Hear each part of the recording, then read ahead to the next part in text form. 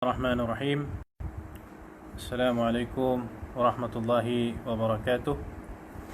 الحمد لله يا رب العالمين، وبه نستعين على أمور الدنيا والدين.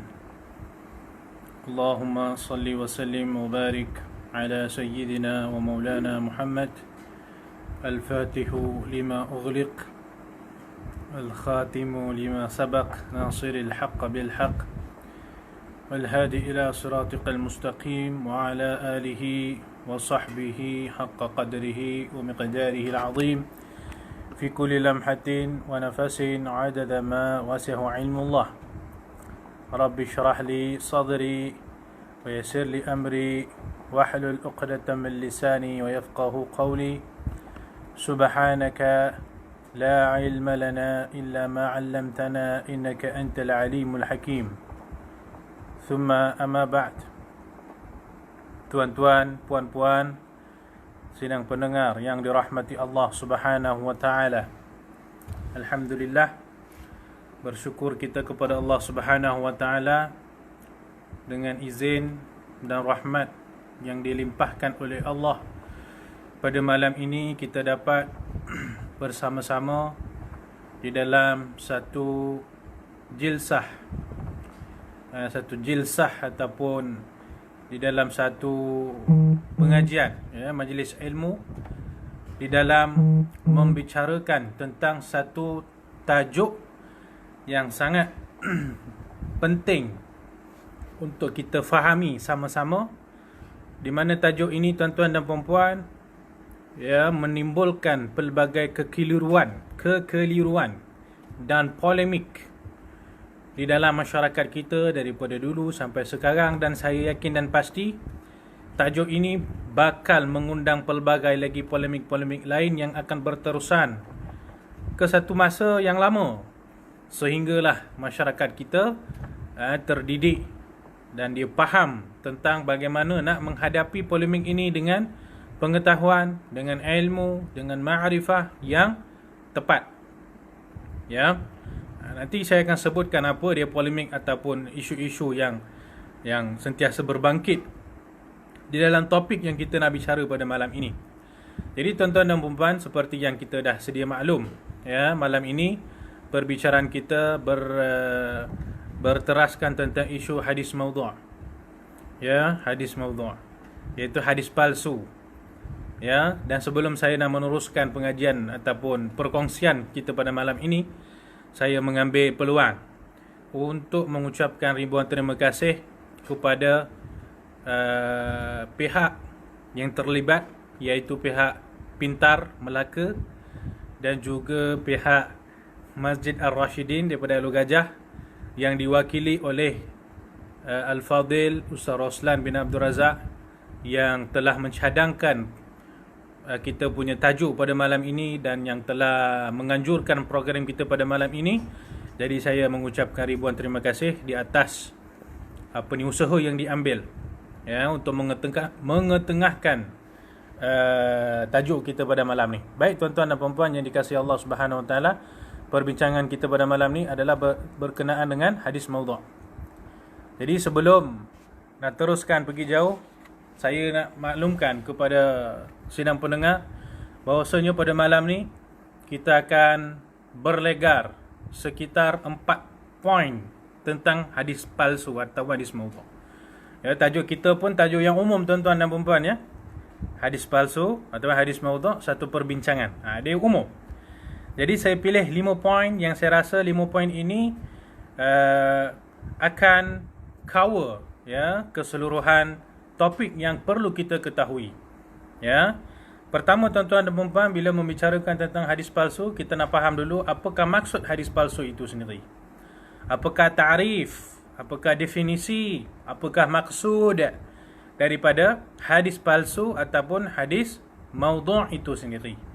Maka para ulama muhaddisin telah menegaskan bahawasanya hadis al-maudhu' itu dinamakan, itu diberi ta'rif, iaitu hadis yang direka-reka secara palsu dan disandarkan kepada Rasulullah sallallahu alaihi wasallam sama ada secara sengaja ataupun tidak sengaja. Saya ulang balik tuan-tuan dan puan-puan, hadis yang direka-reka, maksudnya buat sendiri, yang bukan keluar daripada mulut baginda Rasulullah sallallahu alaihi wasallam.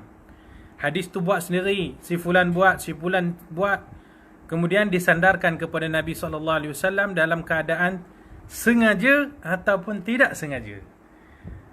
Daripada kita panggil al-qaid, ya. Qaid ni maksudnya dengan syarat sengaja ataupun tidak sengaja tu, timbullah pelbagai khilaf di kalangan para alim ulama. Ada sebagian ulama kata sebenarnya yang dinamakan hadis palsu, hadis maudhu' itu adalah yang dinisbahkan kepada Nabi sallallahu alaihi wasallam secara sengaja sahaja. Ya, secara sengaja sahaja. Maksudnya apa?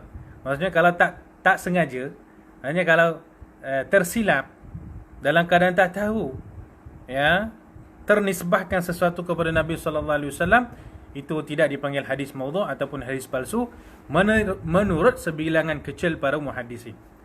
Tetapi tuan-tuan dan puan-puan, ya, khilaf ini pun biasanya bila kita sebut khilaf ni mesti dia ada hujung pangkal dia. Mesti ada kesudahan dia. Adalah satu pandangan yang akan dirajihkan, yang akan dikuatkan walaupun khilaf. Maksudnya tak adalah maksudnya khilaf tu tak ada penyelesaian. Ya, biasanya ada penyelesaian, iaitu pandangan yang dirajihkan atau pandangan yang kuat. Ya. Jadi bila kita sebut tadi definisi ataupun tarikh bagi hadis maudhu' itu, ulama menyatakan hadis yang direka-reka lalu dinisbahkan secara palsu kepada Rasulullah sallallahu alaihi wasallam, sama ada secara sengaja ataupun tak sengaja.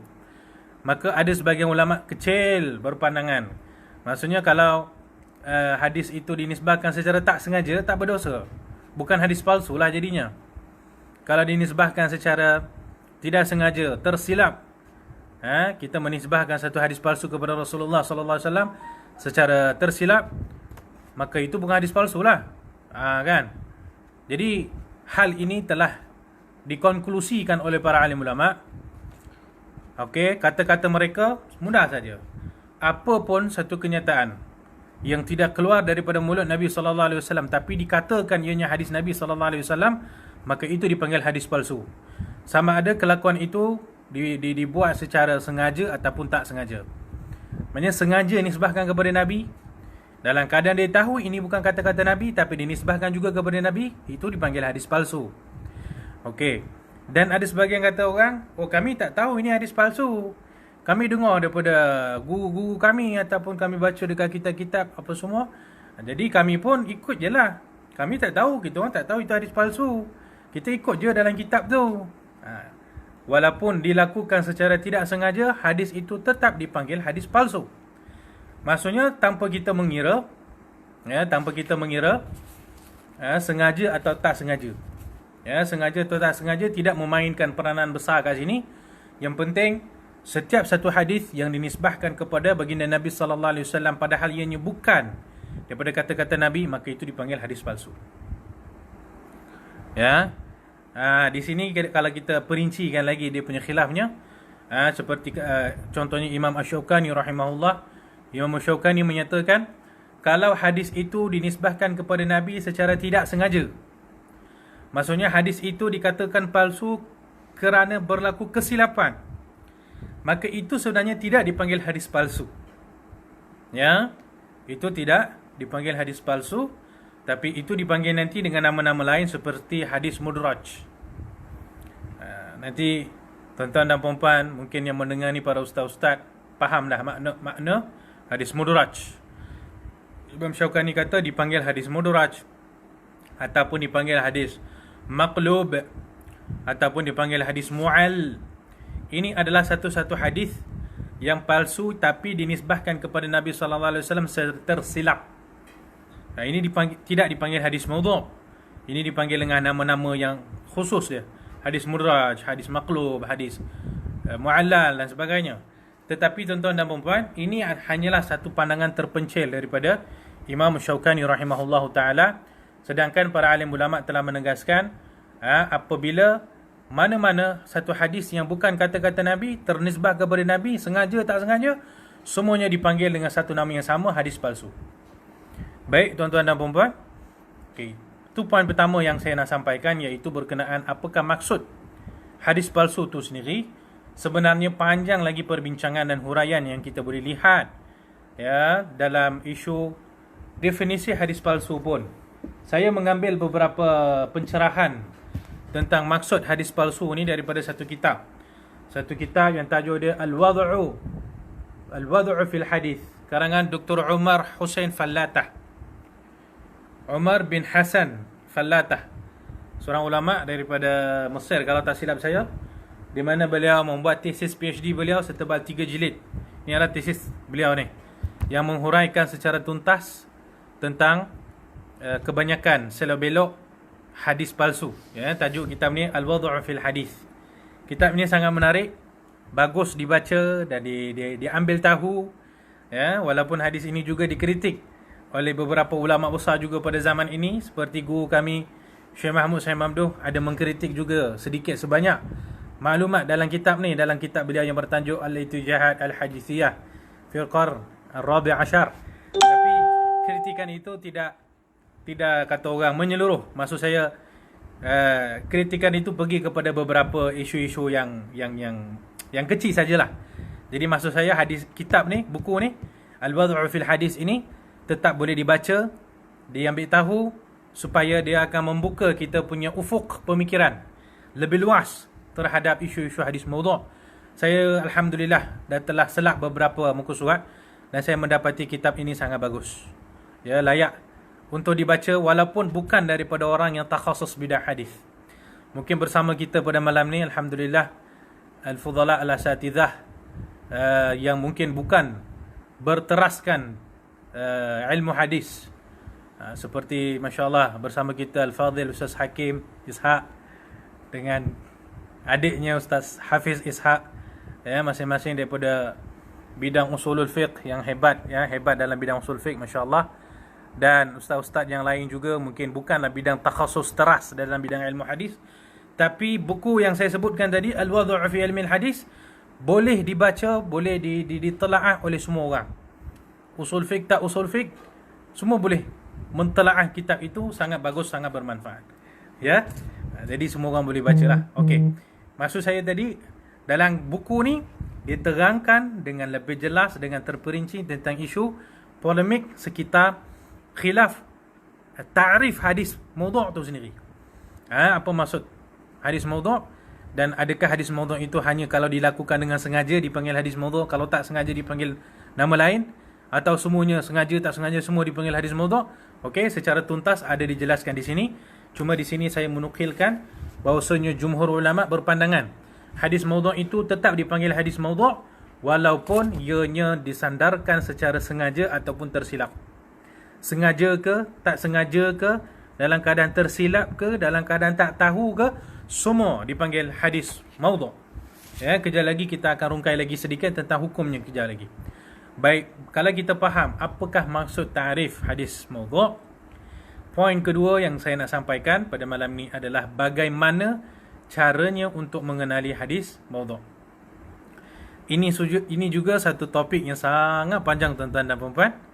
Saya cuba ringkaskan sahaja insya-Allah taala. Ya, hadis palsu itu dikenali dengan dua ciri-cirinya yang paling utama. Saya mengutip kata-kata Al-Hafiz Sayyidi Ahmad bin Siddiq Al-Ghumari rahimahullahu ta'ala dalam kitab beliau yang bertajuk Al-Mughir 'ala al-Ahadith al-Mawdu'ah fil Jami' As-Saghir. Ya, satu buku kitab yang sangat bagus juga. Saya kutip kata-kata beliau ni, ya, di dalam menjawab apakah cara kenal pasti hadis maudhu'. Beliau jawab dalam kitab ni, beliau kata Al-umdatu fi ma'rifatil hadisil maudhu' ala amraini. Umdah pegangan kita. Umdah ni maksudnya sandaran kita yang paling utama di dalam mengenali hadis palsu itu adalah dua perkara. Dua perkara ni kalau ada, ataupun salah satu daripada dua perkara ni ada, maka palsulah hadis itu. Dua perkara tuan-tuan dan puan-puan. Saya bacakan terus daripada kitabnya. Kitab Al-Mughir karangan Sayyid Ahmad. Ahaduhuma, yang pertama daripada kedua itu. Yang pertama, wujudur rawi al-kadzdzab. adanya perawi yang dituduh sebagai kadzab di dalam sanad hadis itu. Mana-mana hadis ada matan, ada sanad, kita kaji sanad itu, kita takhrijkan, kemudian kita buat dirasat al-asanid, kita mendapati dalam hadis itu ada seorang perawi yang telah dikonfirmkan oleh para muhaddisin sebagai kadzab. Dalam sanad itu ada perawi yang kadzab. Okey, maka hadis itu terus dihukumkan sebagai hadis maudhu'. Okey, wujudur rawi al-kadzab fi sanadihi ma'a tafarrudihi bihi. Penting juga ni. Ya, penting, masya-Allah. Maksudnya hadis itu hanya mempunyai satu sanad sahaja. Dan dalam satu-satunya sanad itu ada pula perawi kadzab. Sanad dia satu sahaja, tak ada sanad dua, tak ada sanad tiga. Satu je sanad dia. Dan dalam satu-satunya sanad tu pula ada perawi kadzab. Maka habis. Terus kita hukum hadis tu hadis palsu. Kerana apa? Kerana tak ada sanad lain yang kita boleh depend atas dia. Sanad dia satu je. Dan sanad yang satu itu pun dalam tu ada kadzab. Okey, tutup ceritalah tuan-tuan. Kita kata hadis tu hadis palsu dengan syarat ya. Dia bukan sesenang seperti yang kita bicarakan sekarang ni. Dengan syarat perawi kadzab itu memang ittifaq ulama bahawa dia itu kadzab. Ya, al-muhaddithun ittafaqa ala kizbihi. Kan? Ulama sepakat bahawa dia ni memang kadzab. Dia ni memang penipu besar. Banyak hadis-hadis tuan-tuan dan puan-puan yang diperselisihkan sama ada ia ni palsu ataupun tidak, kerana perawi itu menjadi khilaf di kalangan ulama hadis. Perawi itu sendiri dikhilafkan oleh ulama hadis, perawi ini confirm kadzab ke ataupun tak sampai kedudukan kadzab. Bila seorang perawi tidak ittifaq bahawa dia itu adalah wadha' ataupun kadzab, maka hadis yang diriwayatkan oleh perawi itu juga tidak dapat dikonfirmkan hadis tu maudhu' ataupun tidak. Ya, faham kau tu tuan-tuan dan puan-puan? InsyaAllah, mudah-mudahan faham lah ya. Tak ada susah mana pun. Kan, tuan-tuan dan puan-puan kalau faham tu bolehlah komen-komen sikit bawah tu, dekat komen tu. Saya pun nak tengok juga tuan-tuan faham ke, ataupun katakan kalau tak faham, mungkin kita huraikan dengan lebih lanjut. Ya, saya rasa lebih kurang yang sedang tengok saya ni tak adalah ramai sangat, 25 orang. Jadi kalau 25 orang ni boleh faham apa saya sampaikan tu cukup bagus dah. Ya. Jadi yang saya nak cerita sekarang ni tuan-tuan dan puan-puan, sandaran ataupun cara pertama nak mengenal pasti satu hadis itu maudhu' ataupun tidak. Yang pertama, dia punya ciri-ciri dia punya kayu ukur dia adalah seperti yang saya nukil baca tadi daripada kitab Al-Mughith. Said Ahmad bin Siddiq Al-Ghumari menyatakan al-umdatu fi ma'rifati hadisil maudhu' ala amrain. Yang paling utama nak kenal pasti satu hadis palsu itu ada dua perkara.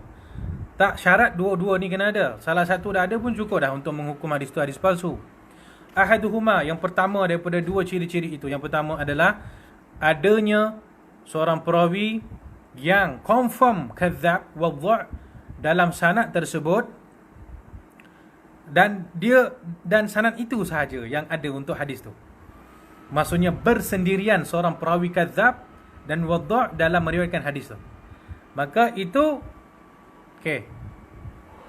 confirm maudhu' dengan syarat yang kita sebutkan tadi. Perawi itu memang confirm wadha'. Ya, perawi itu mesti kena confirm wadha', confirm kadzab. Isu besar tuan-tuan dan puan-puan, masya-Allah ya, yang memerlukan kepada kajian yang mendalam. Berapa banyak hadis-hadis yang dituduh sebagai maudhu', padahal perawi itu pun masih khilaf. Dia ni confirm wadha' ke masih tak confirm wadha' lagi. Ni. Ini kena check, ini kena kaji. Maksudnya bukan semena-mena kita kata, oh ni perawi ni maudhu' lah, wah hadis dia palsu. Tak secepat macam tu. Tak secepat macam tu. Pertama nak kaji confirm 100% ke perawi itu wadha'. Ulama sepakat ke perawi itu memang wadha' ataupun kadzab? Kalau sepakat, okey, sepakatlah, sepakat. Okey. Dan adakah hadis itu hanya mempunyai satu sanad sahaja? Satu je sanad wadha' itu? Tak ada ke sanad lain? Kalau memang satu je sanad dia dan perawinya confirm wadha', okeylah, kita terimalah. Okey, hadis tu memang palsu. Tapi tuan-tuan, bila kita kaji, rupanya perawi itu tak ittifaq bahawa dia tu kazab ataupun wadha'. Ada setengah ulama kata, oh dia ni kazab. Ada ulama kata, no, dia ni tak kazab, dia ni dhaif je. Kalau macam tu hadis yang dia riwayat itu tidak boleh dihukum sebagai palsu, tuan-tuan dan puan-puan. Ya, besar kajian dalam bab ni, sebab kita tengok banyak juga hadis-hadis yang dikatakan sebagai palsu, padahal perawi yang meriwayatkan hadis itu tidak sepakat para ulama menyatakan itu palsu. Ya, tidak sepakat para ulama kata hadis perawi itu perawi yang wadha' ataupun kazab. Maka hadis itu tak boleh dikonfirmkan 100% sebagai palsu. Ada kalanya kan? Ada kalanya kan? Kita ada kalanya ditipu oleh sebagian orang. Dia kata, tengok hadis ni tuan-tuan, ni sanad dia. Dalam sanad ni ada seorang perawi yang kazab.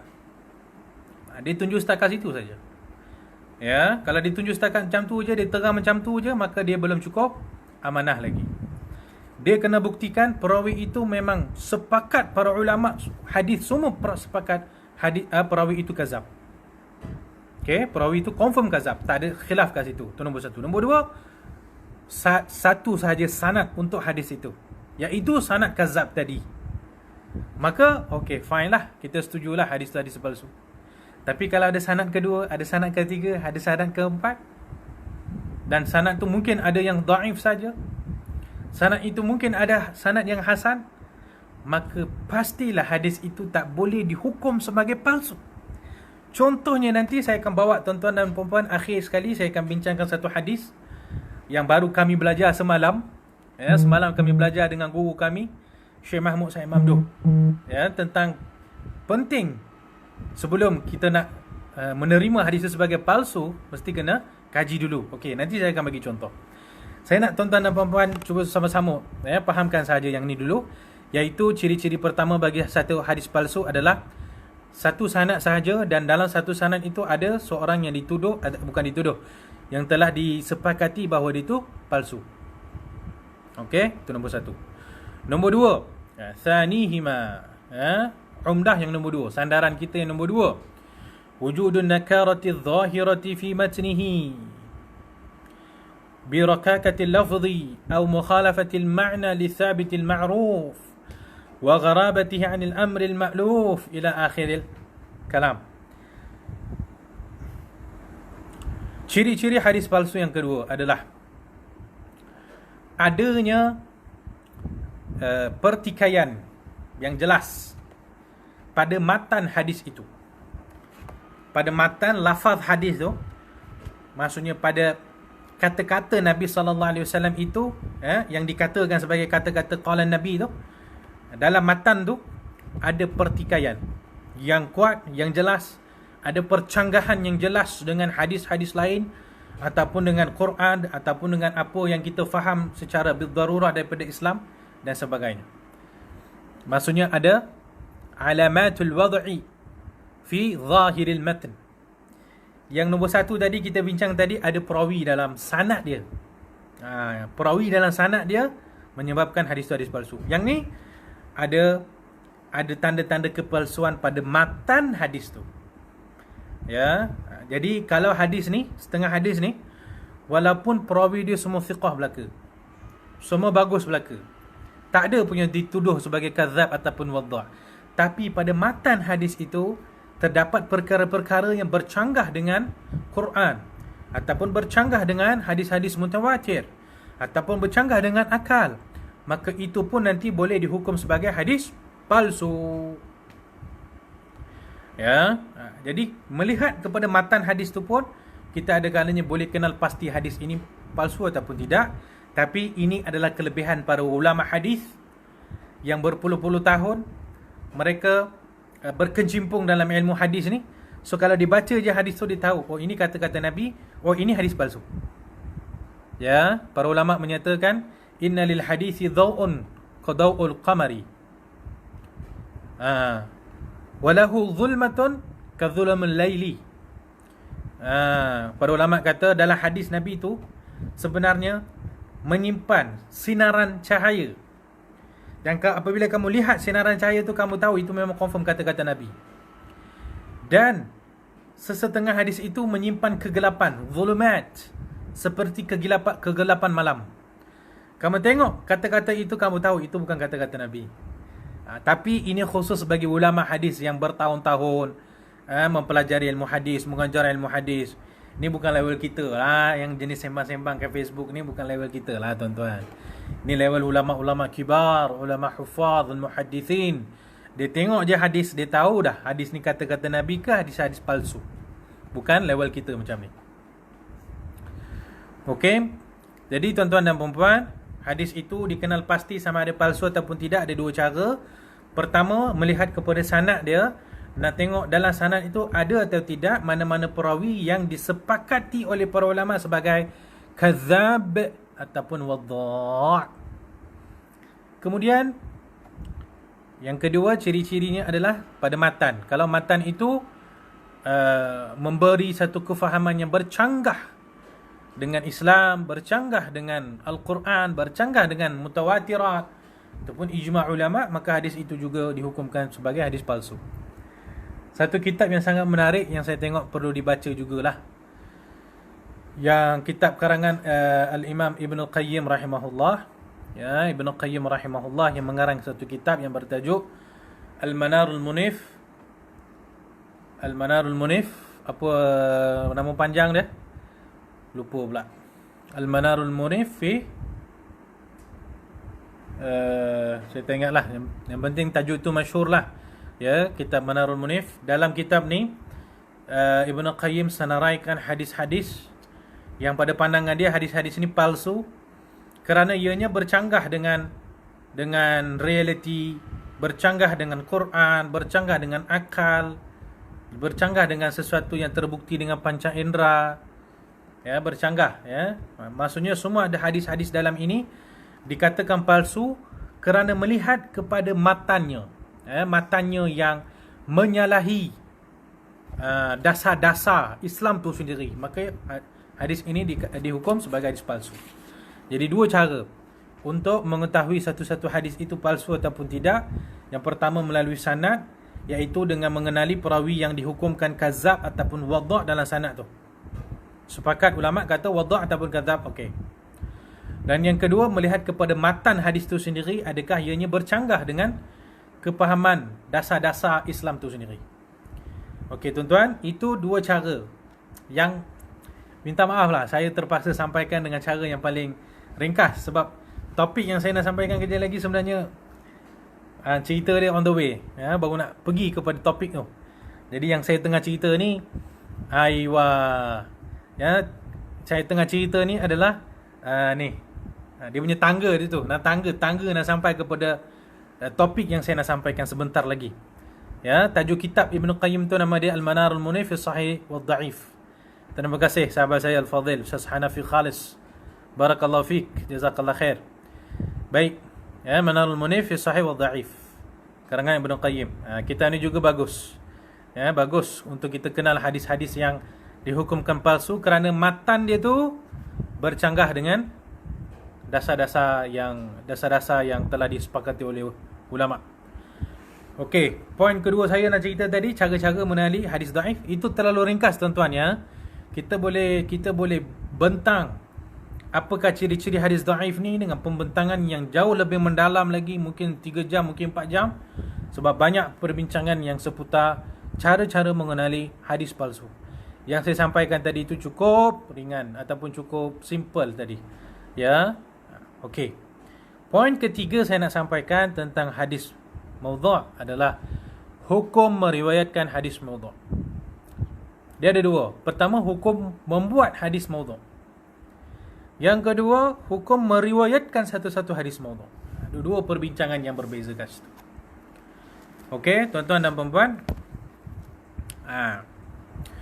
Kenapa kita kena faham tentang hukum ni ya?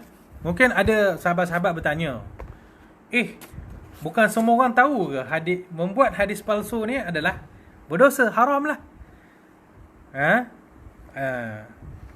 Semua ada yang menganggap semua orang tahu bahawa meriwayatkan hadis palsu ni haram. Saya terima. Betul lah tu. Ya, betul. Ramai yang tahu bahawasanya meriwayatkan hadis maudhu' itu haram. Tetapi ramai juga yang memandang rendah kepada haramnya menyebarkan hadis palsu. Ini satu musibat akhir zaman. Musibat pada zaman kita ni. Iaitu golongan yang memandang rendah kepada haramnya menyebarkan hadis palsu. Dia merasakan hadis palsu ni tak apalah kot. Tak apalah. Yang penting hadis tu bagus, hadis tu boleh membawa kesedaran. Maka kita tak ada salah lah sangat. Tak salah lah kita nak sebar-sebarkan. Ini tuan-tuan dan puan-puan.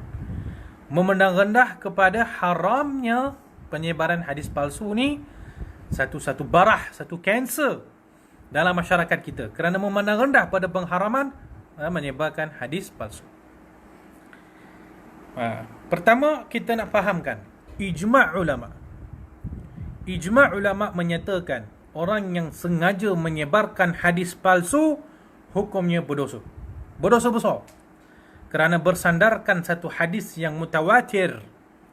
Hadis yang mutawatir tuan-tuan dan puan-puan, bahawa Nabi SAW telah bersabda, man kadzaba alayya muta'ammidan falyatabawwa maq'adahu minan nar. Barang siapa yang berbohong ke atas namaku dengan sengaja, maka sesungguhnya dia telah menempah tempatnya, menempah tiketnya, kedudukannya di dalam neraka. Ya. Ini tuan-tuan dan puan-puan. Ini hadis ni hadis mutawatir ya. Tak ada khilaf, tak ada dhaif, tak ada hasan pun tidak. Bahkan lebih tinggi daripada sahih kedudukan dia mutawatir. Jadi ulama sepakat ijma' bahawasanya sebarkan hadis maudhu' adalah berdosa besar. Ada pandangan ulama yang lebih keras lagi. Saya dah menukilkan beberapa pandangan ulama terhadap golongan yang menyebarkan hadis palsu. Saya sebut tadi ittifaq ulama. Sepakat ulama kata yang sebarkan hadis palsu ni berdosa besar. Namun ada ulama yang lebih keras lagi dalam topik ni. Di antaranya Imam Al-Haramain Abul Ma'ali Al-Juwaini rahimahullah. Imam Al-Haramain, Imam Al-Juwaini berpandangan yang sengaja membuat hadis palsu, dia ni bukan setakat berdosa besar, bahkan dia terkeluar daripada agama. Dia terkeluar daripada agama. Terkeluar daripada Islam. Orang-orang yang sengaja buat hadis palsu ke atas Nabi ni terkeluar daripada Islam, kata Imamul Haramain Al-Juwaini. Saya menukilkan kata-kata ni sebagai nak bagi tahu sahaja tentang adanya pandangan yang lebih keras daripada sekadar menyatakan hadis palsu itu hanya berdosa besar. Imam Al-Juwaini sebagai contohnya menyatakan bukan setakat berdosa besar, bahkan terkeluar daripada Islam tu terus. Yang sengaja duk bikin hadis palsu ni. Imam Al-Haramain punya pandangan. Dan saya bertemu juga beberapa pandangan para alim ulama, hufaz mutaqaddimin zaman dulu.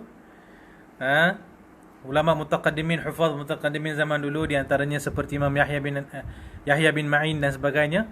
Mereka ada mengungkapkan kata-kata yang seolah-olah menunjukkan orang-orang yang membuat hadis palsu ataupun meriwayatkan hadis palsu ini, mereka itu hukumnya juga terkeluar daripada agama dan darah mereka halal. Ya, darah mereka halal. Yang buat hadis palsu ni, ada yang ulama seolah-olah menyatakan yang buat hadis palsu ni darah mereka menjadi halal. Ya, jadi tuan-tuan dan puan, kalau pergi rujuk kitab yang saya sebutkan tadi, Al-Wad'u fil Hadis ni, dalam ni dia ada nukilkan beberapa pandangan tersebut yang menyatakan secara ada beberapa ungkapan para ulama hufaz mutaqaddimin dulu yang seolah-olah mereka beranggapan yang sengaja membuat hadis palsu ni layak dipenggal kepalanya. Saya menukilkan sahaja pandangan ini. Tetapi jumhur ulama telah berpandangan yang membuat hadis palsu ini tidak terkeluar daripada agama. Mereka adalah berdosa besar dan boleh dihukumkan sebagai fasik, tetapi tidak boleh sama sekali dihukumkan kafir, apatah lagi darahnya halal. Jadi yang saya sebutkan pandangan tadi itu pandangan minoriti ataupun pandangan marjuh, khilaful jumhur. Jumhur berpandangan mereka tidak kafir tetapi fasik sahaja. Mereka berdosa besar tapi tak adalah sampai darah halal. Saya cerita ni sebab apa? Tuan-tuan dan puan-puan, minta maaf, saya cerita yang pandangan yang keras-keras ni tujuan saya nak bagi tahu besarnya dosa membuat ataupun meriwayatkan hadis palsu ini, besarnya dosa tersebut ke peringkat adanya ulama yang berpandangan boleh perbuatan itu boleh mengeluarkan daripada agama. Oh, tu berat tu tuan-tuan ya. Pandangan-pandangan yang keras ini menunjukkan perbuatan itu perbuatan yang besar, perbuatan yang berdosa besar. Jadi sukalah saya tarik perhatian sahabat-sahabat, ustaz-ustaz, tuan-tuan dan puan-puan yang sedang mendengar, untuk kita sama-sama faham dan sedar bahawasanya menyebarkan hadis palsu ini sesuatu yang cukup berat, dosanya besar. Jangan sesekali pandang rendah pada dosa ini. Kerana di luar sana ada orang-orang yang memandang rendah terhadap penyebaran hadis palsu. Dia merasakan menyebarkan hadis palsu ini bukan satu perkara yang besar, bukan satu isu besar. Dan berfikiran cara begini bukan wujud pada zaman sekarang, bahkan daripada zaman dulu lagi. Ya, sehinggalah ada kata-kata seorang, kalau tak silap saya nama dia Muhammad bin Sa'id al-Maslub, dia pernah menyatakan, la ba'sa idza kana kalamun hasan an tadha' lahu isnadan. Dia kata tak apa kalau kata-kata itu satu kata-kata yang bagus, maka tak apa kalau kamu bikinkan sanad untuk dia. Ya, satu kata-kata yang tak ada sanad, maknanya bukan daripada Nabi, tapi kata-kata tu bagus. Jadi dia kata kamu buatlah sanad untuk kata-kata tu. Ya, seolah-olah dia kata tak apalah, nisbahkanlah kepada Nabi. Yang penting semua kata-kata yang bagus itu boleh disebahkan kepada Nabi. Orang macam ni zaman kita pun ramai. Dia rasa benda tu bagus, jadi dia boleh terus kata, oh ini kata-kata Nabi. Ini berat, ini berat. Ya, orang yang berfikiran begini ramai di luar sana. Ya, sama juga tuan-tuan dan puan-puan pada zaman dulu juga. Ya, sebahagian membuat hadis palsu dengan kononnya pelbagai matlamat tujuan yang berbeza-beza. Niat mereka mungkin niat yang bagus, tapi di dalam kaedah Islam telah jelas al-maqasid la tubarrirul wasail. Al-maqasid la tubarrirul wasail, niat tidak menghalalkan cara. Niat tidak menghalalkan matlamat. Matlamat tidak menghalalkan cara. Maksudnya kalau dia buat tu hadis palsu tu dengan niat yang bagus, dengan tujuan yang cantik, dengan matlamat yang cukup bernas, hukum dia tetap berdosa. Sebab apa pun niat dan matlamat dia tidak menghalalkan perbuatan dia membuat hadis palsu. Saya sampaikan kepada tuan-tuan dan puan satu contoh. Ada seorang perawi nama dia Abi Nuh Maryam bin Abi Nuh. Ya, Abi Nuh Maryam bin Abi Nuh. Kalau tak silap saya macam itulah. Jadi beliau ini meriwayatkan satu hadis yang panjang sekali. Ya, yang panjang sekali. Hadis itu menceritakan tentang kelebihan setiap surah di dalam Al-Quran. Dia kata hadis ni macam ni lah bunyi dia. Qala Nabi SAW, siapa baca surah Fatihah, kelebihan dia macam ni. Siapa baca surah Baqarah, kelebihan dia macam ni. Siapa baca surah Ali Imran, kelebihan dia macam ni. An-Nisa, kelebihan dia macam ni. Jadi 114 ayat surah Quran dalam Al-Quran tu, semuanya ada fadilat, kelebihan. Lalu seseorang itu bertanya kepada Abu Maryam ni, wahai Abu Maryam, dari mana datangnya hadis yang kamu riwayat yang kelebihan setiap surah ni? Orang lain tak pernah riwayat ke pun hadis ni? Kamu seorang je riwayat. Kamu dapat hadis ini daripada siapa? Siapa yang ajar kamu hadis ini? Maka Maryam bin Abi Nuh ni pun menjawab, dia kata, Dia kata, aku tengok semua orang duk sibuk. Aku tengok semua orang sibuk berdebat pasal hukum hakam, berdebat pasal mazhab, sibuk dengan mazhab. Ya, sibuk dengan mazhab tu, mazhab ni, dan mereka berpaling daripada Al-Quranul Karim. Mereka berpaling daripada Al-Quranul Karim sebab sibuk berdebat pasal mazhab tu apa semua. Ni sibuk dengan mazhab Hanafi, ni sibuk dengan mazhab Maliki, ni sibuk dengan mazhab Syafi'i. Akhirnya Quran tak dibaca, Quran telah dipinggirkan, telah dipulaukan. Maka aku buat hadis ni, aku reka hadis ni, dan aku sebarkan hadis ni supaya nak tarik perhatian orang untuk kembali mencintai dan membaca Al-Quran. Ini satu pengakuan daripada diri dia. Dia membuat hadis tu, dan dia berbangga dengan perbuatan itu. Kerana apa? Kerana dia menganggap perbuatan itu menyebabkan orang kembali mencintai Al-Quran. Ini yang saya sebut tadi. Orang-orang yang berfikiran kalau hadis tu bagus, boleh kita sebar-sebarkan walaupun dia palsu. Saya melihat kalau zaman dulu orang buat hadis palsu tentang kelebihan Al-Quran, orang zaman sekarang ni suka ramai yang buat hadis palsu tentang kelebihan Rasulullah sallallahu alaihi wasallam. Ramai ustaz-ustaz saya tengok bila dia sampaikan ceramah tentang kelebihan Nabi sallallahu alaihi wasallam, banyak hadis-hadis yang keluar daripada mulutnya adalah hadis yang palsu. Mungkinlah ya, nanti satu masa nanti kita boleh sebut beberapa hadis-hadis yang seputar kelebihan-kelebihan Nabi yang dihukumkan oleh para alim ulama sebagai palsu. Masa yang tak banyak tuan-tuan dan puan-puan ya, masa yang terlalu sedikit. Jadi saya nak cerita kat sini, hukum meriwayatkan hadis palsu ini berdosa besar. Ada sebagian ulama berpandangan yang buat hadis palsu dengan sengaja, dia terkeluar daripada agama dan darah dia menjadi halal. Tapi itu bukan pandangan yang dipilih oleh jumhur. Jumhur kata berdosa besar dan boleh jatuh fasik. Ya, kita kena faham, menyebarkan hadis palsu bukan satu perkara yang mudah. Dan perkara ni Nabi SAW sendiri dah jelaskan dah. Nabi dah sebut dah hadis yang kita bacakan tadi, man kadzaba alayya muta'abbidan falyatabawwa maq'adahu minan nar. Barang siapa yang menipu atas nama aku dengan sengaja, maka dia telah menempat tempat duduknya dalam neraka. Itu hadis pertama. Hadis kedua, dalam satu lagi hadis lain, Nabi SAW pernah bersabda, laisa apa? Inna kadhiban alayya laisa kakadhiban ala ahadin. Menipu atas nama aku ni tak sama dengan menipu atas nama orang lain. Jadi, membuat hadis palsu lalu mendakwa itu adalah kata-kata Nabi, itu tuan-tuan dan puan-puan tidak sama dengan hukum menipu yang kita buat kata-kata kita nisbah kepada orang biasa. Kerana menisbahkan satu kata-kata palsu kepada Nabi sallallahu alaihi wasallam itu memberi kesan yang besar terhadap syariat Islam itu sendiri. Kerana syariat kita berdiri atas kata-kata Nabi, kata-kata Allah dan kata-kata Nabi. Kalau orang suka-suka buat hadis palsu, dia kata ini kata-kata Nabi, ini kata-kata Nabi, ini kata-kata Nabi, maka pastinya itu membuatkan syariat itu sendiri menjadi kelang kabut. Sebab tu Nabi SAW dah jelaskan dah, kamu menipu atas nama orang lain tu tak sama dengan menipu atas nama saya. Ya, tuan-tuan dan puan-puan, minta maaf nak sebut.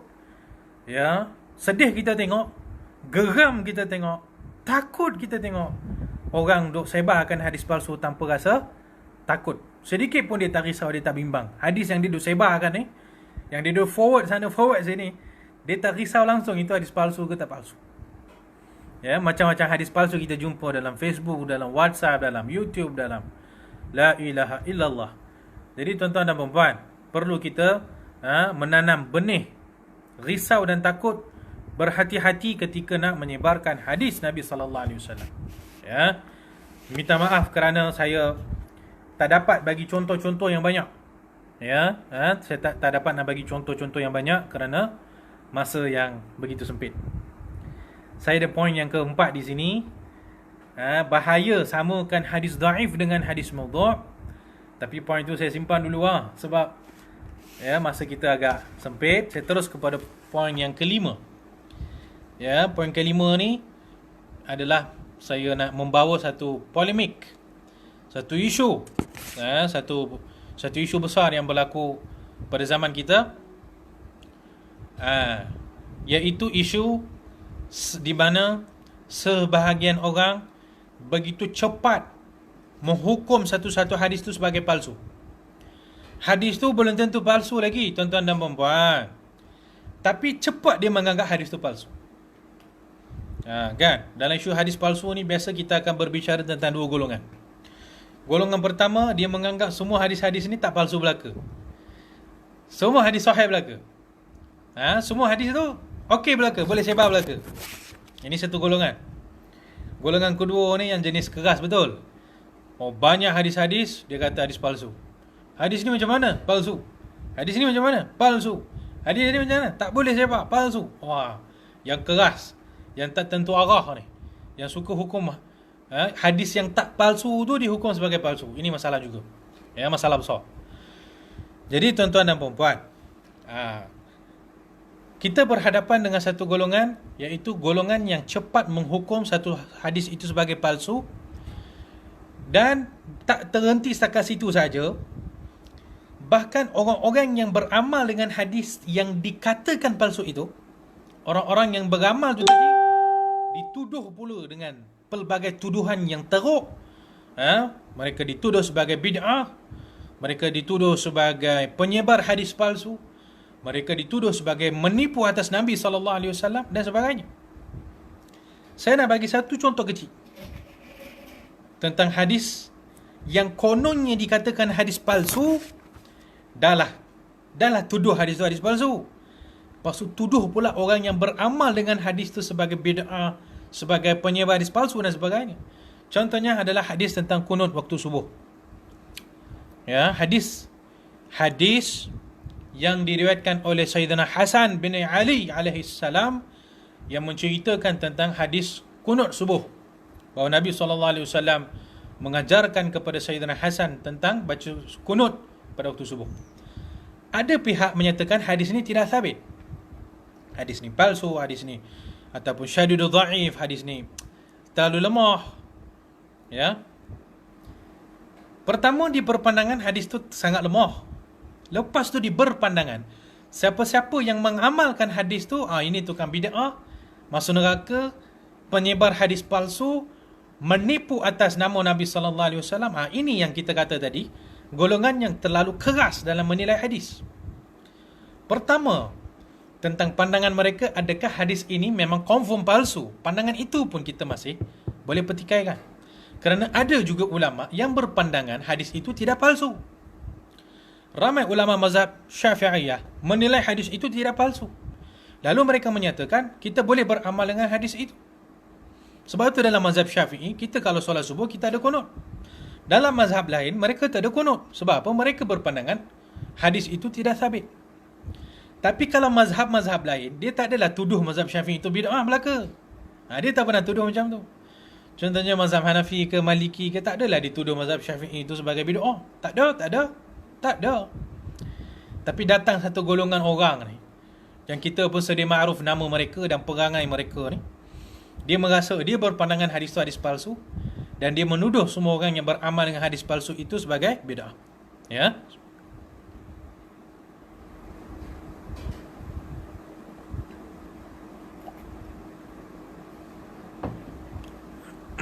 Jadi tuan-tuan dan puan-puan,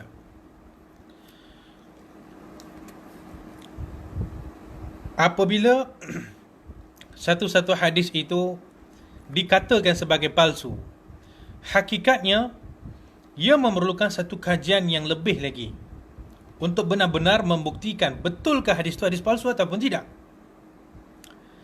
Saya nak bawakan satu contoh yang mungkin jelas, di mana contoh ni baru kami belajar dengan guru kami pada semalam. Semalam kami belajar hadis dengan guru kami, daripada guru kami Syekh Muhammad Said Mamduh, iaitu satu hadis yang disebut sebagai hadis At-Tawsi'ah. Hadis At-Tawsi'ah Yaumil Ashura. Semalam kan hari Ashura kan? Ada satu hadis Rasulullah SAW yang membawa maksud barang siapa yang melebihkan belanjanya kepada ahli keluarganya pada hari Ashura, nescaya Nabi sebut beberapa fadilat. Fadilat melebihkan belanja ataupun memberi makanan yang sedap-sedap kepada ahli keluarga. Itu namanya hadis at-tawsi'ah yaum Ashura.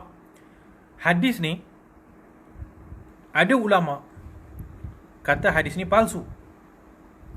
Di antara ulama yang berpandangan hadis ni palsu, yang pertama Imam Ibnul Jauzi, pengarang kitab Al-Mawdu'at.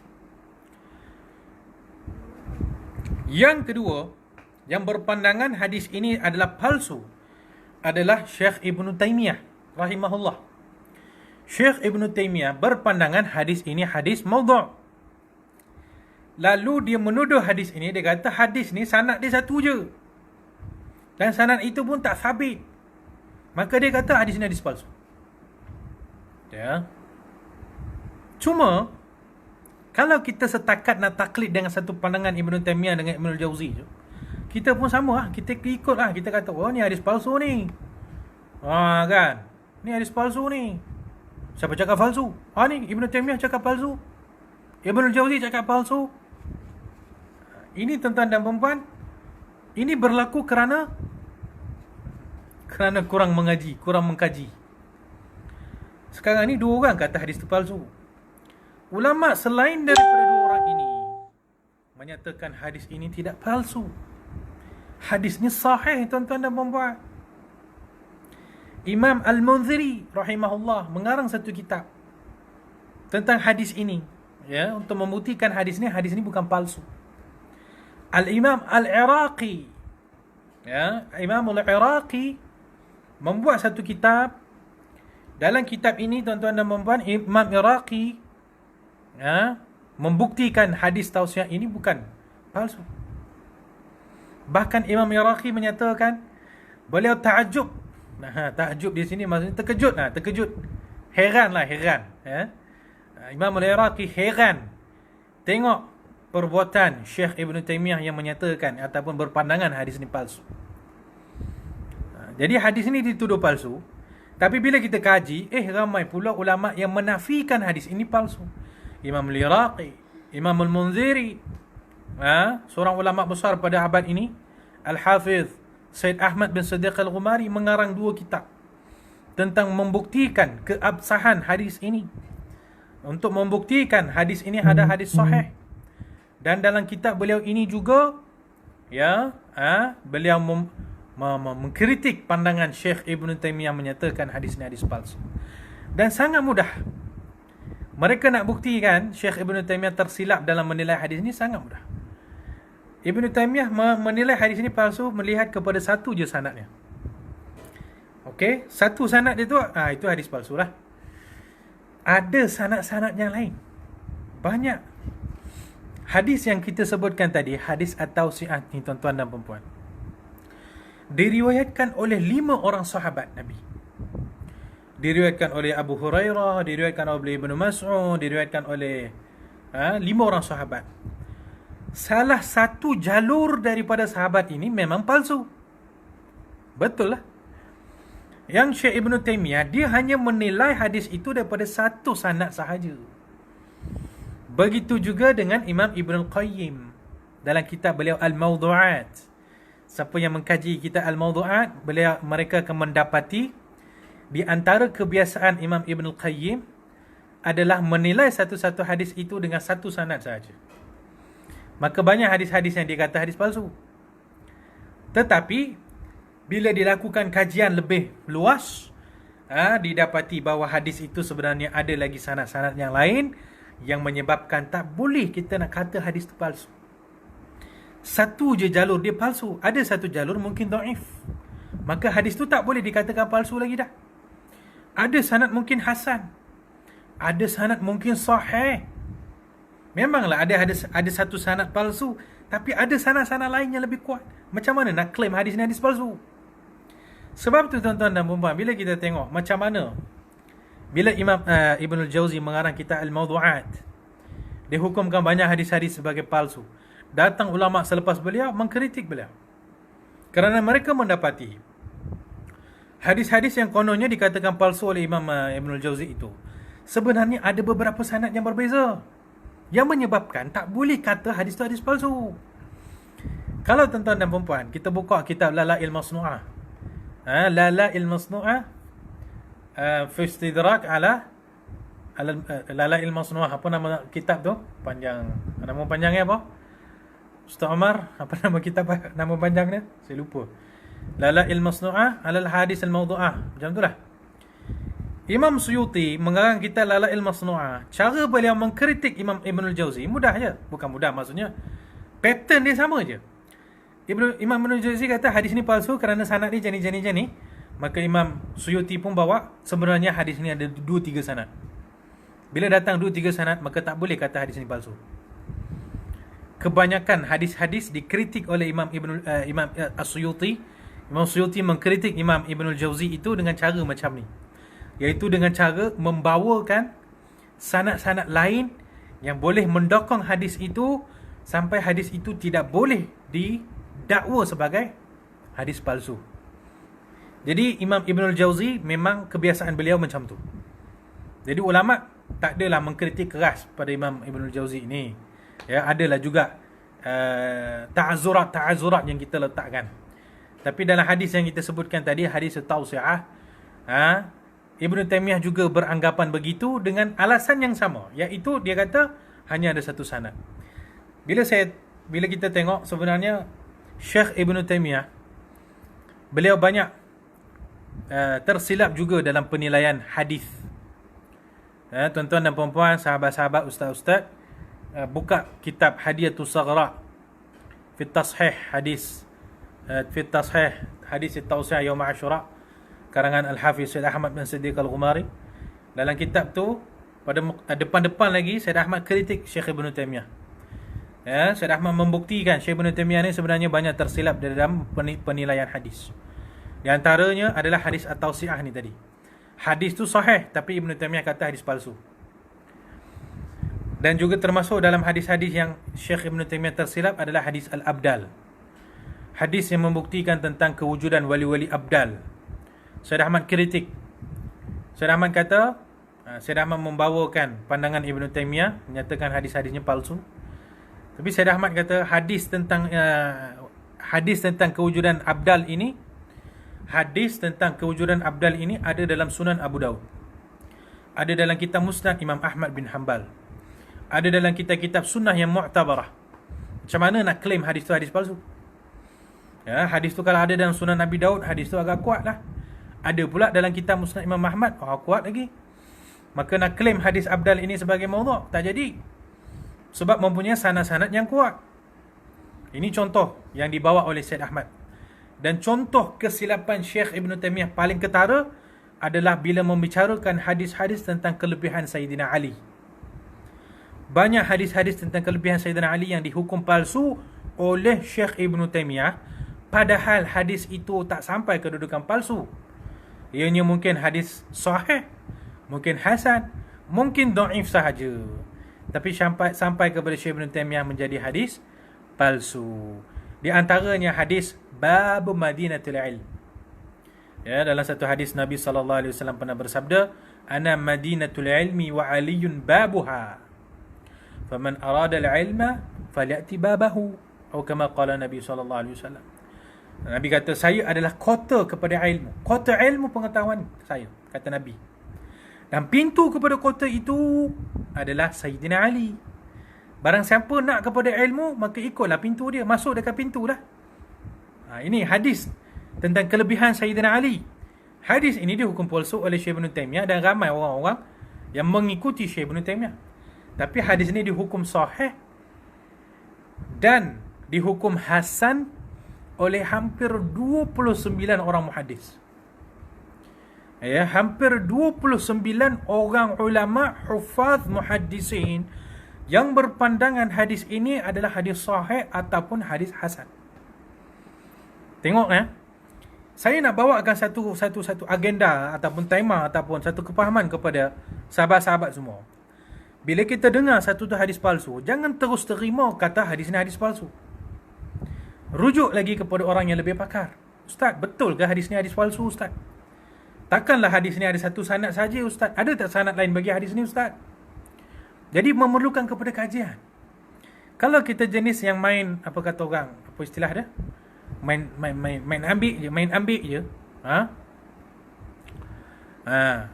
Kalau kita jenis yang main ambil saja hadis-hadis ni, kita kata semua ni palsu.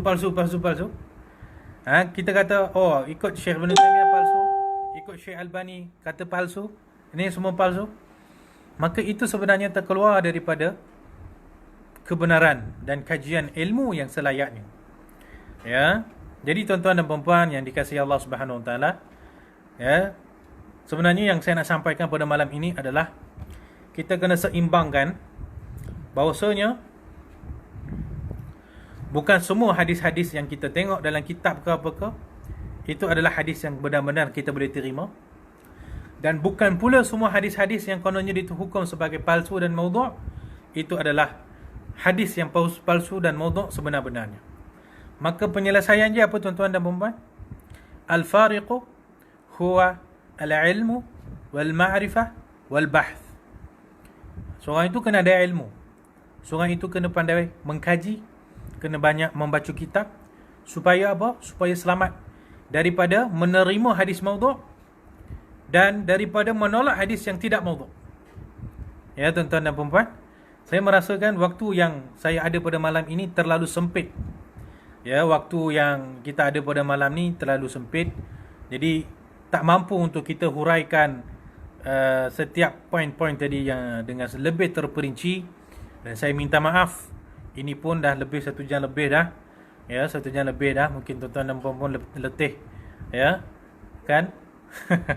Jadi saya minta maaf sekiranya apa yang saya sampaikan tadi tidak menyeluruh perbincangan dia. Contoh-contohnya pun tak banyak. Saya minta maaf. Sebabnya adalah kekangan waktu. InsyaAllah kalau ada rezeki yang akan datang, kita cubalah membincangkan dengan lebih terperinci lagi poin-poin yang saya sampaikan tadi. Saya perasan tadi ada beberapa soalan tuan-tuan dan puan-puan. Saya cuba jawab. Soalan daripada Al-Fadhil Al-Ustaz Faqir Abu Fakhruddin. Maaf Ustaz, maaf nak tanya, Al-Albani juga banyak memaudhu'kan dan menetapkan hadis sebagai dhaif. Boleh Ustaz komen? Benar, ya, Syekh Albani banyak juga tersilap di dalam penilaian hadis. Banyak hadis-hadis yang beliau nilai sebagai dhaif, padahal hadis itu adalah sahih. Terlalu banyak hadis-hadis yang dinilai sebagai dhaif, padahal hadis itu sahih. Ada yang beliau nilai sebagai hadis maudhu', padahal hadis itu tidak maudhu'. Saya cadangkan kepada para asatizah, ustaz-ustaz, kalau nak mengkaji bab ni, cari satu kitab ni je. Tuan-tuan kalau boleh baca satu kitab ni, cukup. Nampak dah, boleh jelas dah tentang kecelaruan penilaian hukum-hukum hadis oleh Syekh Albani. Kita tidak merendahkan Syekh Albani. Saya ada pandangan saya tersendiri tentang Syekh Albani. Pandangan saya, Syekh Albani seorang yang banyak menyumbang di dalam perkembangan ilmu hadis pada abad ni. Saya tahu beliau Wahabi. Saya tahu beliau Salafi. Ya, beliau tak suka dengan kita Asy'ariyah, Sufi apa semua. Tapi juhud beliau dalam ilmu hadis pada kurun ini tak boleh dinafikan. Dan pada masa yang sama, walaupun saya kata beliau banyak persumbangan dalam ilmu hadis, tetapi jangan dinafikan juga beliau banyak tersilap di dalam penilaian hadis. Ini secara insaf. Ya, kita jangan sebab tak suka dengan dia sebab dia Wahabi, kita kata no, dia ni tak guna langsung. Apa ni, tukang jam je pun. Buat apa nak... Tuan-tuan dan perempuan, kita ada neraca pertimbangan naqd. Ya, bukan sewenang-wenangnya kita nak serang peribadi dia. Dia tukang jam ke, tukang jahit ke, tukang besi ke, itu bukan urusan kita. Kita nak kata dia salah, jalan dia satu je, kaji dan buktikan dia salah. Dan perkara ini telah dilakukan oleh ulama kita, alhamdulillah. Dan mereka yang mengkritik Syekh Albani pun tidak menafikan sumbangan beliau dalam bidang hadis. Mereka setuju Syekh Albani banyak sumbangan, tinggal lagi tersilap, ya, banyak tersilap. Kitab yang saya nak sarankan tadi kepada Ustaz, Ustaz Abu Fakhruddin dan siapa-siapa ustaz-ustaz yang lain, cubalah cari satu kitab ni, baca. Cukup, selesai dah. Iaitu satu kitab yang bertajuk, agak-agak kitab apa tuan-tuan dan puan-puan? Ada kawan-kawan saya dah boleh tahu dah apa kitab saya nak sebut ni. Ya, siapa agak-agaknya boleh sebut kitab yang saya nak sebut ni, saya belanja dia makan. Tak apalah, lain kali lah. Iaitu kitab yang bertajuk At-Ta'rif bi Awham Man Qassama Sunan ila Sahih wa Dha'if. 6 jilid. Karangan Syekh Masyayikhina Al-Allamah Syekh Mahmud Said Mamduh, hafizahullah ta'ala wa ra'ahu. Setakat hari ni kitab tu 6 jilid. Mungkin 3 tahun lagi kitab tu mungkin dah jadi 10 jilid. Kitab ni kalau nak cari kat PDF je lah. Nak beli kitab tu saya rasa dah tak jumpa. Jadi dalam kitab ni Syekh Mahmud menyelongkar dan membongkar kesilapan-kesilapan Syekh Albani di dalam menilai hadis-hadis dalam 4 sunan. Sunan Abi Daud, Sunan Tirmizi, Sunan Nasai, Sunan Ibnu Majah. Syekh Mahmud karang kitab 6 jilid ni hanya untuk mengkritik pandangan-pandangan Syekh Albani di dalam 4 kitab hadis sunan ni. Ya, jadi Al-Fadhil Ustaz insya-Allah taala boleh rujuk kepada kitab itu untuk mengetahui tentang sejauh manakah tersilapnya Syekh Albani di dalam penilaian hadis. Okey, itu menjawab persoalan Ustaz Abu Fakhruddin. Kemudian ada soalan daripada Al-Fadhil, sahabat saya. Okey, di sini ada soalan daripada Ustaz Mat Kasturi. Mohon beri sedikit komentar tentang beberapa hadis yang sabit dalam kitab Tanbihul Ghafilin, Al-Imam Abu Laith As-Samarqandi. Allahumma salli ala Sayyidina Muhammad. Setakat ni tuan-tuan dan perempuan, kitab Tanbihul Ghafilin ini, ya, saya pun dah cari juga. Saya tak jumpa kitab Tanbihul Ghafilin ini yang telah ditahqiq dan ditakhrij oleh mana-mana ulama. Ya, saya pun sedang menanti dan saya pun sedang mencari juga. Ada cetakan yang telah ditahqiq dan ditakhrij, setakat ni saya tak jumpa. Semua cetakan yang ada hanyalah cetakan yang tidak ada takhrij hadis. Problem kita adalah banyak sangat hadis-hadis dalam ni yang dihukum sebagai hadis palsu. Kitab Tanbihul Ghafilin karangan Imam Abu Laith As-Samarqandi, dalam itu terlalu banyak hadis-hadis yang dihukum sebagai hadis maudhu'. Terlalu banyak hadis-hadis yang dihukum sebagai hadis maudhu'. Justru orang yang nak baca kitab itu dia kena berhati-hati. Ya, tuan-tuan dan puan-puan, sebenarnya ada banyak kitab-kitab yang tersebar luas di kalangan umat kita, umat Islam. Dalam keadaan hadis itu banyak, dalam kitab itu banyak hadis-hadis yang palsu, hadis-hadis yang syadidul dhaif dan sebagainya. Banyak sangat. Caranya untuk kita menyelesaikan masalah ni bukanlah dengan kita menyeru supaya kitab ni kita jangan baca langsung. Bila saya kata, ya, saya berpandangan kitab Tanbihul Ghafilin ini banyak hadis palsu dalam ni, saya takkan seru sama sekali, okey, bila hadis palsu banyak, kita jangan baca kitab ni. Kita pulaukan kitab ni. Kita tolak kitab ni, jangan baca. Saya tak akan cakap macam tu. Saya akan cakap apa? Nak baca-bacalah, tapi berhati-hatilah. Kajilah sikit hadis-hadis tu. Rujuklah kepada alim ulama tentang kedudukan hadis tu. Jangan kata hadis tu banyak, dalam kitab tu banyak hadis palsu, kita terus kita nak campak. Seperti ada sebagian orang yang menyatakan kitab ni Ihya Ulumuddin banyak hadis palsu, so kita tolak, kita tolak, kita pinggirkan, kita pulaukan. Saya kata jangan macam tu tuan-tuan dan puan-puan. Ustaz-ustaz jangan macam tu. Kalau kita setuju untuk memulaukan kitab-kitab yang dalam tu banyak hadis palsu, berapa banyak kita tafsir kita kena pulaukan. Kita tafsir, banyak tafsir yang dalam tu penuh dengan hadis-hadis Israiliyat. Hadis-hadis yang menghina para anbiya pun banyak. Ya, bukan kita tafsir, kita hadis sendiri dalam tu banyak hadis palsu pun ada. Macam mana kita nampak? Kitab tafsir ada yang dalam tu banyak hadis palsu. Tuan-tuan dan puan-puan, kitab tafsir yang paling sikit hadis palsu adalah kitab Ibnu Katsir. Kitab Imam Ibnu Katsir pun ada dalam tu hadis palsu 1-2. Saya kata yang paling sikit, bukan zero, bukan clear 100%. Saya rasa tak ada hadis kitab tafsir yang clear 100% daripada hadis palsu, tak ada. Yang paling clear itu adalah kitab Ibnu Katsir, tafsir Ibnu Katsir. Itu pun dalam tu ada hadis palsu juga yang didatangkan tanpa sanad. Saya jumpa 2-3 hadis yang Imam Ibnu Katsir bawa dalam keadaan tak ada sanad, dan hadis itu hukumnya adalah palsu. Ya. Okey. Jadi dalam kitab tafsir ada hadis palsu. Dalam kitab-kitab hadis pun ada hadis palsu. Dalam kitab fiqh, hawashi kitab fiqh, ada hadis palsu. Dalam kitab tasawuf ada hadis palsu.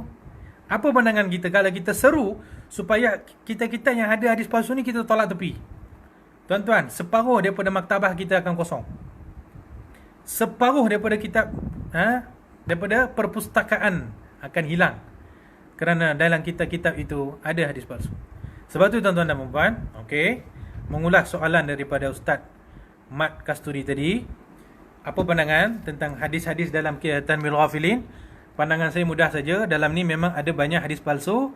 Jadi bila mengaji, bila belajar, bila baca kitab, maka berhati-hatilah. Cubalah cek hadis-hadis tersebut supaya kita tahu sekurang-kurangnya hadis itu ada sanad, dan sanad dia itu sabit ataupun tidak. Tuan-tuan dan puan-puan, tidak ada masa untuk bermanja-manja lagi sebenarnya. Ada yang tanya, Ustaz, macam mana nak cek ni Ustaz? Bukannya tahu tentang, kita orang bukan tahu pun tentang hadis palsu tak palsu. Macam mana nak cek sanad, macam mana nak cek? Tuan-tuan dan puan-puan, kena belajar lah ya. Kita sama-sama belajar lah. Saya pun tak cerdik, saya pun tak pandai. Tapi kita kena belajar lah sama-sama.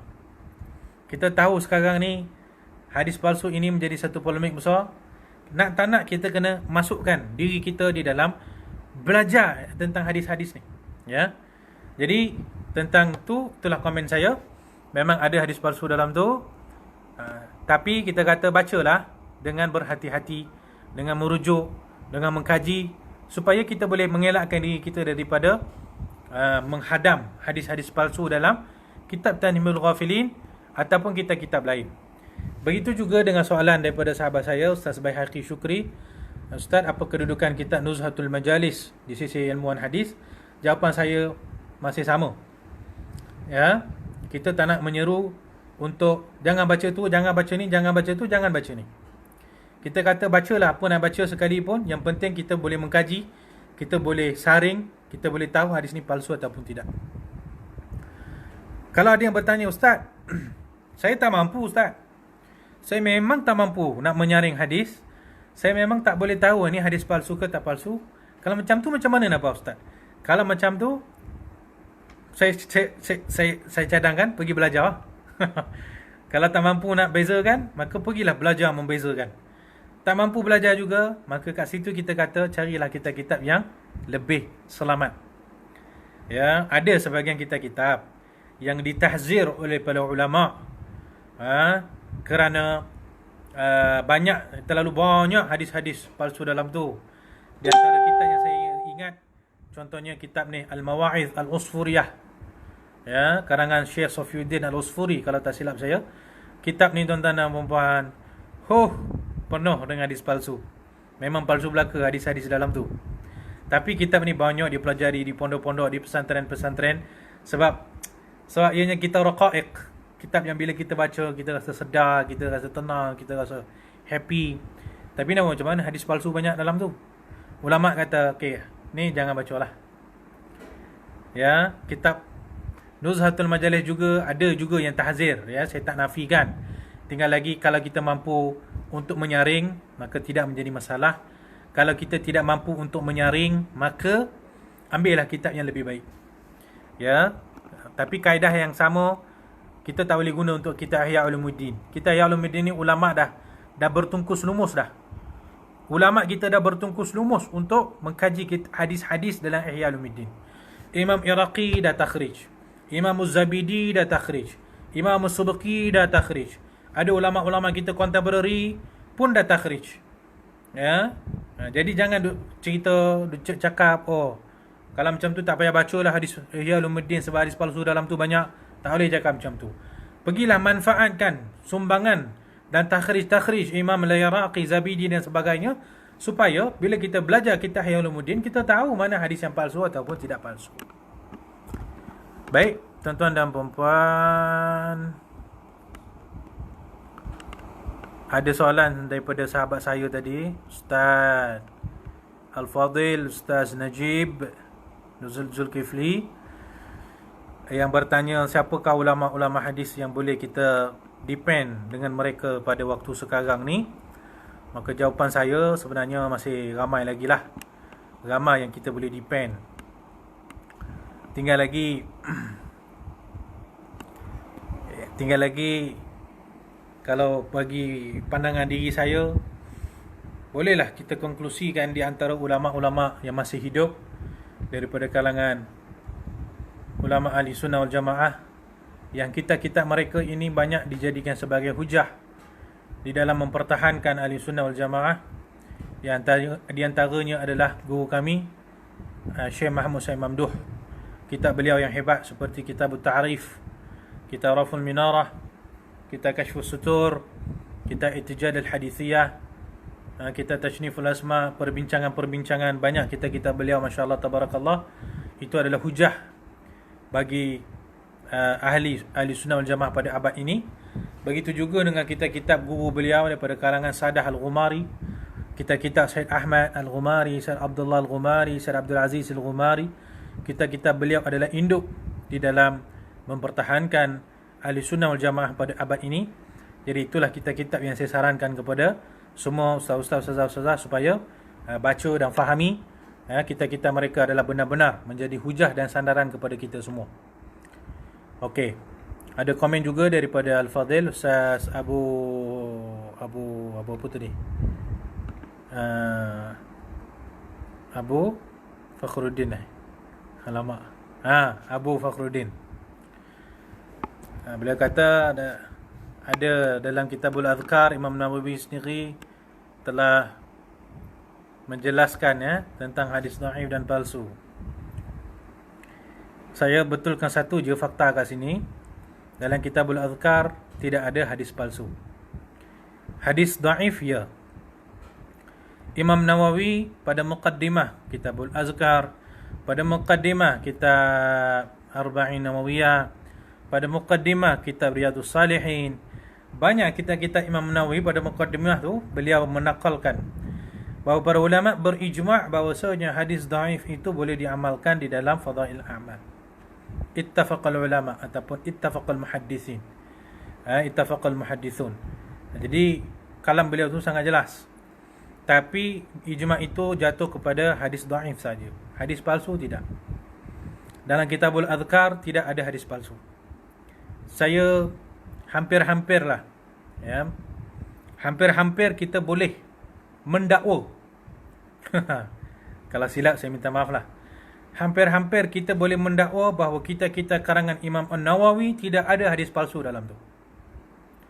Sama ada syarah Sahih Muslim ke, Kitabul Azkar, kitab Riyadhus Salihin, kitab apa pun kitab Imam Nawawi, Fiqh Minhajut Talibin ke apa semua ke, hampir-hampirlah kita boleh claim kita boleh claim bahawa kitab Imam Nawawi tidak ada dalam tu hadis maudhu'.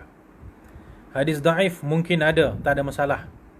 Tapi hadis maudhu' tak ada. Ya, ini khusus untuk kitab Imam Nawawi saja. Sebab Imam Nawawi adalah seorang yang sangat hebat dalam bidang hadis jua. Jadi apa pun kitab beliau tulis, beliau sangat berhati-hati dengan hadis-hadis yang ditulis tu. Kitabul Azkar memang depan-depan lagi Imam Nawawi dah sebut dah. Dalam kitab saya ni memang ada hadis dhaif, tapi tak ada masalah sebab hadis dhaif juga diamalkan dalam bab fadail amal. Okey. Ada soalan daripada banyak ke soalan ni? Soalan daripada Ustaz Muhammad Faridwan Abdullah. Ustaz, dalam bab untuk menyemak sanad hadis, ada ulama yang telah membuat himpunan semakan hadis daripada kitab Hawashi dan Tasawuf, seperti contoh kitab Raudhul Fa'iq yang mana banyak hadis yang tidak disebutkan sanad. Boleh Ustaz kongsikan? Okey, minta maaf Ustaz, setahu saya di sana masih banyak lagi kitab-kitab yang belum disemak hadis-hadisnya, yang belum ditakhrij hadis-hadisnya dan diletakkan darjat hadis-hadisnya. Khususnya dalam kitab-kitab tasawuf, banyak lagi kitab tasawuf yang belum mendapat khidmat yang selayak bagi dia. Cuma macam saya cakap tadi, kita berbanggalah pada kurun ini ada satu keluarga ulama hadis yang begitu besar sumbangan mereka di dalam kitab-kitab tasawuf ni. Dia orang duk baca kitab-kitab tasawuf, dia duk takhrij, dia duk ulas, dia duk saring. Kita rasa sumbangan mereka ni cukup bermanfaat, cukup penting terhadap kitab-kitab tasawuf. Ulama yang saya maksudkan di sini adalah keluarga Al-Ghumari. Ya, keluarga Ghumari. Mereka banyak menilai hadis-hadis dalam kitab-kitab tasawuf. Syed Ahmad bin Siddiq Al-Ghumari ada kitab takhrij ala kitab Awariful Ma'arif, kitab Imam Sahrawardi.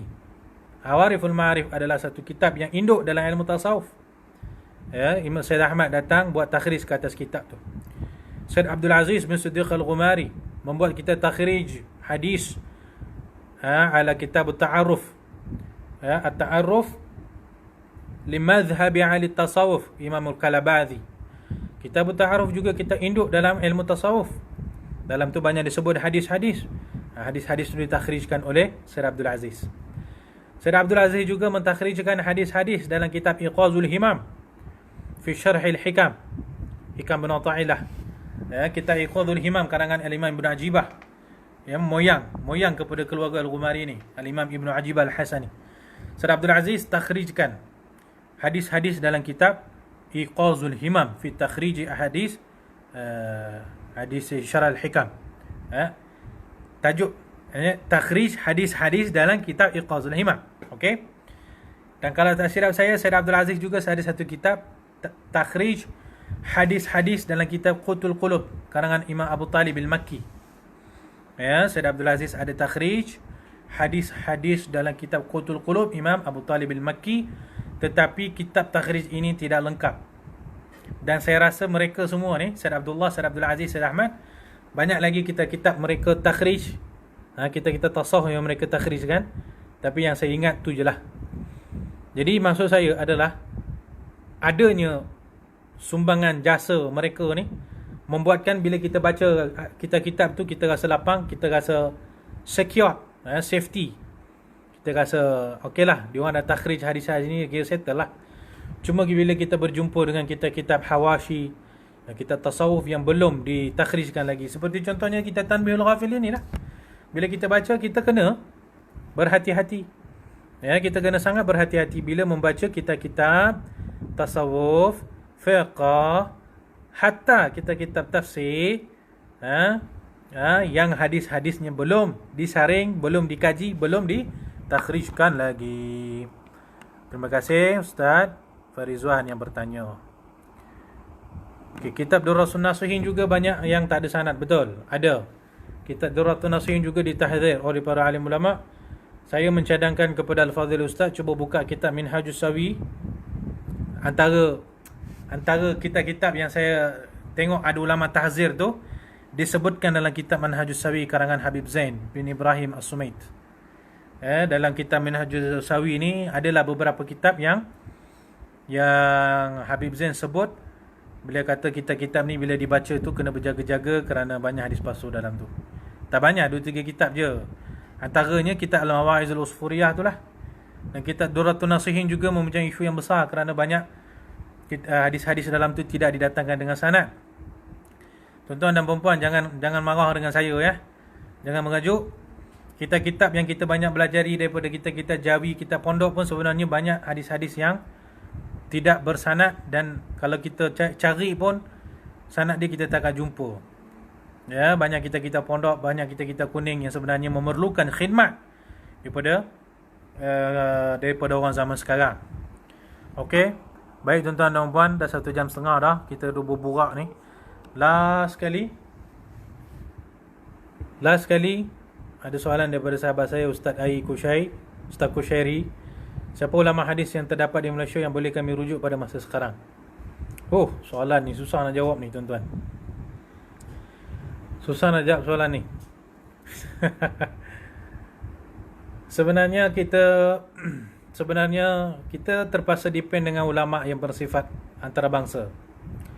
Ya, ulama-ulama yang saya sebutkan tadi, keluarga Umari, ulama seperti contohnya ulama Maulana Zakaria Kandalawi, ulama seperti ulama-ulama Deoband yang hebat-hebat. Deoband yang ke India ya, bukan Deoband yang Taliban. meletup pula isu pasal Taliban sekarang ni kan. Astaghfirullahalazim. Maksudnya ulama-ulama Deoband, Maulana Zakaria, Maulana Shibir, Ahmad Al-Uthmani, Maulana Habibur Rahman Al-A'zami, ya, mereka-mereka juga sangat hebat yang kita boleh bergantung pada ilmu mereka. Keluarga Umari, Syekh Mahmud, Syekh Muhammad Awama dan beberapa ulama yang lain lah. Kalau kita setakat di peringkat Malaysia ni, ya, susah juga saya nak jawab ni.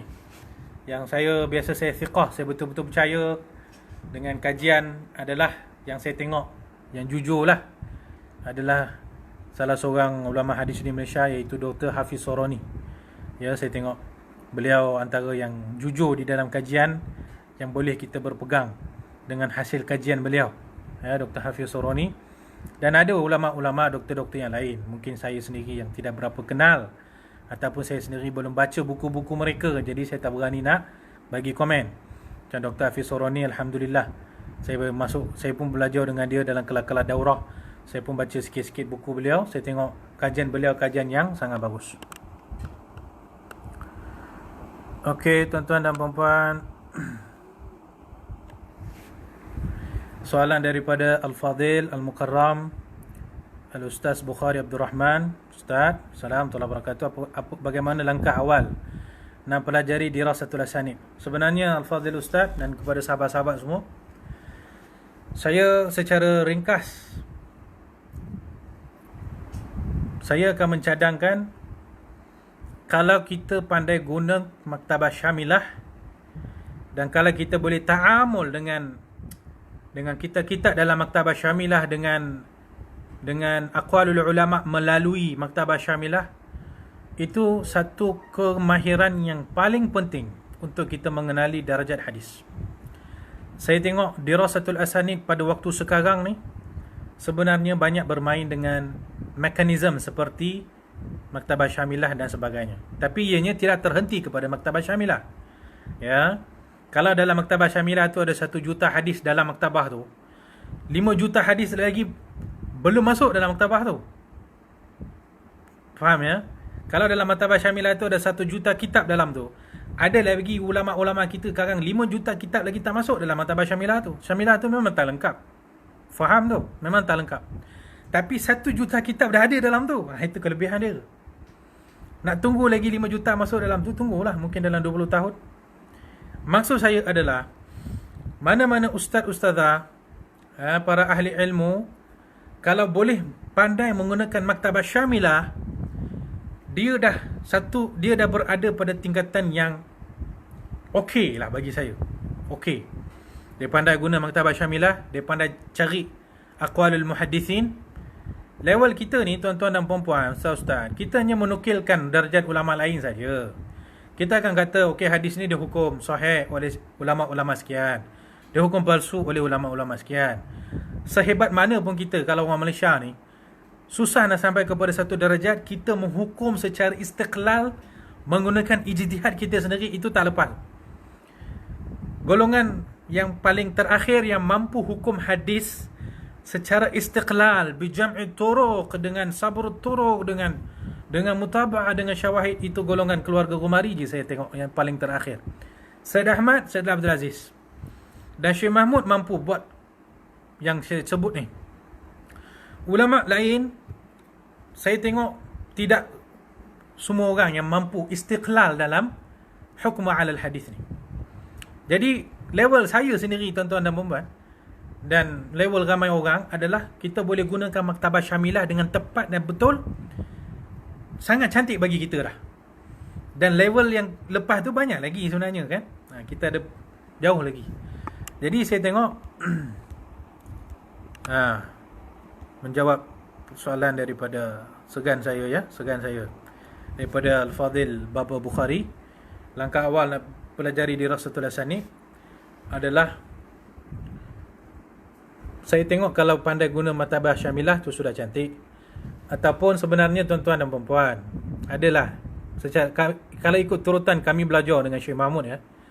Kami belajar dengan Syekh Mahmud daripada paling basic dalam ilmu dirasatul asanid ni, mesti bermain dengan kitab Taqribut Tahzib karangan Imam Ibn Hajar.